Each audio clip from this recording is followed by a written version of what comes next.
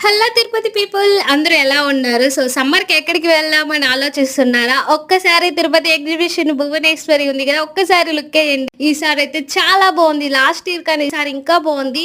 అంటే last year Avengers ఇవి ఉన్నాయి కదా! సో మనకు ఆ ప్లేస్‌లో ఫిషెస్, జలకన్యలు ఇవి ఉన్నాయి. చిన్న పిల్లలైతే చాలా బాగా ఎంజాయ్ చేశారు. సో మా వేద విహాన్ స్టూడెంట్ ఎంత బాగా ఎంజాయ్ చేస్తున్నారు. బావుంది.